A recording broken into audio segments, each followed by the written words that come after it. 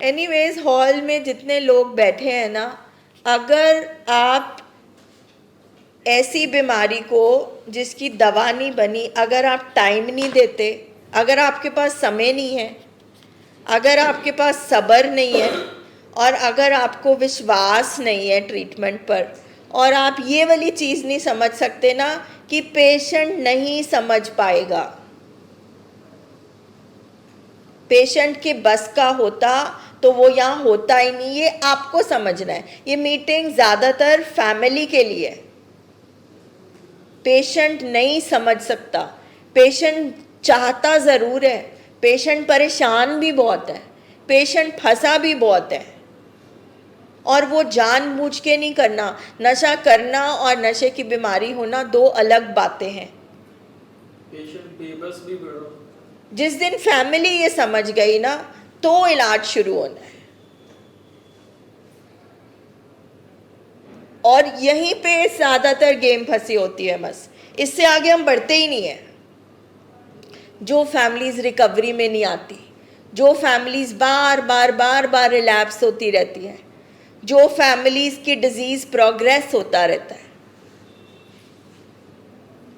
तो इसमें आप मुझे बताओ, छोटा मोटा खांसी ज़ुकाम होता तो शायद हम बोलते चलो कोई बात नहीं।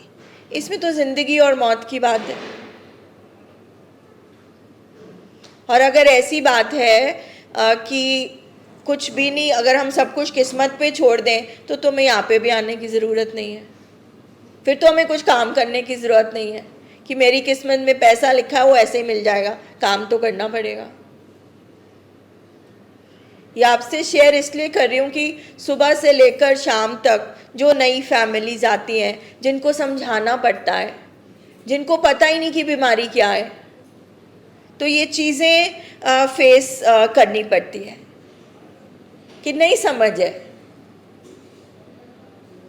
इसलिए आप लोग कुछ सवाल पूछना चाहते हो। अब आप बताओ कि कितने साल हो गए, और आपने बोला कि 2-3 साल से ही ज़्यादा तकलीफ़ है। इस टाइम 43 हार्ट रेट है आपके पेशेंट का।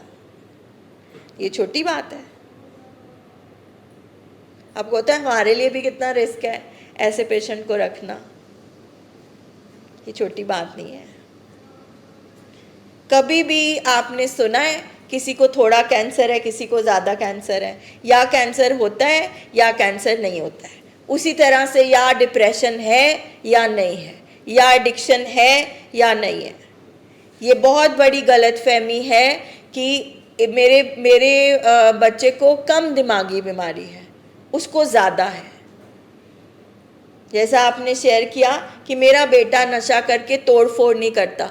तोड़ फोड़ करना बीमारी का लक्षण नहीं है। दो तरह के रिएक्शन होते हैं नशा करके, नशे की बीमारी के। एक है जो बिल्कुल चुप हो जाते हैं, मगर वो अगर चुप भी हो जाते हैं तो वो दुनिया से तो कट जाते हैं ना। चुप रहने वाला भी दुनिया से कट गया, ज़िंदगी से कट गया। तोड़ फोड़ करने वाला भी ज़िंदगी से कट गया। दोनों के ही नुकसान हो रहे हैं। अल्कोहल, शराब, जिसको दुनिया मानती है कि वो बड़ा हाई देता है, बड़े वो साथ में आसमान पर लेके जाता है, उसकी जो तासीर है वो लो करने की है, डिप्रेसेंट होता है, वो अल्टीमेटली नीचे लेकर जाता है। आई थिंक सभी ड्रग्स डिप्रेस्ड करते हैं। किसी ने नहीं, किसी का ज़्यादा कैनबीज नहीं करता, वीड नहीं करता, वीड नहीं करता, कई तो बिल्कुल ही आपको अलग दुनिया में ले जाता है। मगर सारे नशे एडिक्ट नहीं कर सकता। अगर किसी को गेहूं से एलर्जी है तो वो ये नहीं बोल सकता मैं गेहूं की रोटी नहीं खाऊंगा, गेहूं का बिस्किट खा जाऊंगा। ठीक है? अगर किसी परिवार को लगता है कि ये छोड़ के शराब पी लेगा तो ये गलत फहमी है। जिस शरीर के लिए नशा नहीं बना उसको कॉफ़ी से भी नशा होगा। कैफीन भी उसका केमिकल दिमाग का खराब कर सकती है। सिगरेट, टबैको, कोई भी तरह का नशा हमारे पेशेंट के लिए नहीं बना। उसको ज़्यादा खुशी से भी नशा हो जाएगा किसी भी चीज़ से, बिकॉज ये केमिकल रिएक्शन है। जैसे शुगर बढ़ती घटती है, ब्लड प्रेशर बढ़ता घटता है। मतलब ये इतनी सारी गलत फहमियों के साथ हम यहाँ बैठे होते हैं। और दूसरी बात यह है कि मौत के पास खड़े होते हैं। दूसरी चीज़, परिवार को जब बोला जाता है कि आप ट्रेनिंग के लिए बैठो, भाई साइंस ने माना है, जिसने बनाया, एक्सपर्ट्स ने बोला कैंसर ये होता है, मान गए हम। एक्सपर्ट्स ने बोला ये टीबी होता है, एक्सपर्ट्स ने बोला ये कोरोना होता है, हम मान गए। तो एक्सपर्ट्स ने बोला है 3 कारणों से हमारे पेशेंट को ये बीमारी होती है। जेनेटिक्स, पिता पुरखी। पिता पुरखी, अगर किसी को घर में कोई भी नशे का सेवन करता है, पहली बात। दूसरी बात, या किसी को कोई दिमागी बीमारी रह चुकी हो, या फिर उनके कुछ ऐसे बिहेवियर हो, ऐसे मूड और टेम्परामेंटल इश्यूज हो।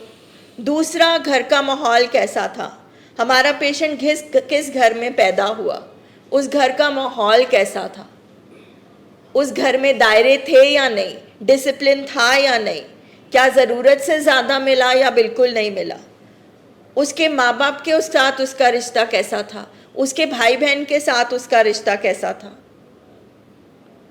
उसके माँ बाप का आपस में रिश्ता कैसा था, घर का माहौल कैसा था, क्या सब आपस में बातचीत करते थे या सब अपने अपने ही मस्त थे, क्या दिल की बातें घर में शेयर होती थी।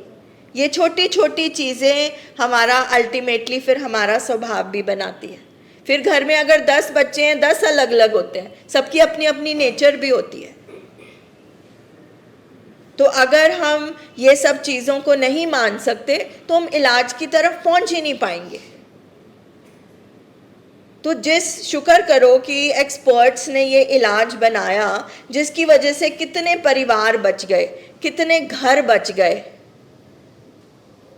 मगर अगर हम उसको फॉलो नहीं करते तो हम ठीक कैसे होंगे,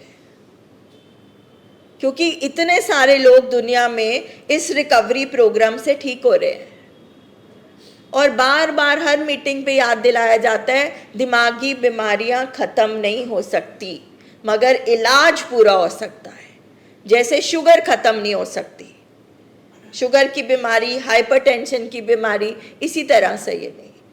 आज, कल, परसों, 4 साल बाद, 5 साल बाद, टाइम, पेशेंस, फेथ, सरेंडर हमें करना ही पड़ेगा।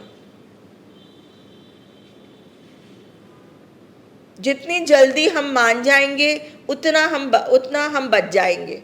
अगर हम वेट कर रहे हैं कोई हादसा हो तब हम संभालें तो पॉसिबल नहीं है। दूसरा बात है, जितने लोग इधर बैठे हुए हैं जो रिकवरी में हैं, थोड़ा सा वो समझते हैं इस बात को, सब डरते हैं अपने पेशेंट से। तो इसमें भी हमारी सेल्फिशनेस है, हमारा मतलब है, क्योंकि हम अपने पेशेंट को खुश करना चाहते हैं, उसमें हमारी गर्ज है। पेशेंट खड़ा है मौत के पास, अगर आप उसका इलाज नहीं कराओगे तो वो आपकी ज़्यादा ड्यूटी है कि आप पेशेंट का कहना मान रहे हो, वो आपकी ज़्यादा ड्यूटी है। बताओ, खुश करना है या ठीक करना है? और बैठे हम दिमाग के अस्पताल में, बैठ भी गए हैं, चाहते भी हैं पेशेंट ठीक हो, मेहनत भी पूरी कर रहे हैं, तकलीफ में भी हैं, मगर बस हम एक्शन ही नहीं कर रहे। तो आप सोचो कि हम परिवार वालों का दिमाग भी कितना बीमार हो चुका है। सामने हल है वो भी नहीं लेना, जिस तरह से चल रहे हैं वो भी मंजूर नहीं है। तो ऑलरेडी बीमारी इतनी मुश्किल है, इतनी कॉम्प्लिकेशन है, ऊपर से हमने और मुसीबत मोली जा रहे हैं अपने आप मर्जी से, उसको और मुश्किल करते जा रहे हैं। ये कहाँ की अक्लमंदी है? बस रोज हम इन्हीं बातों से लड़ते हैं।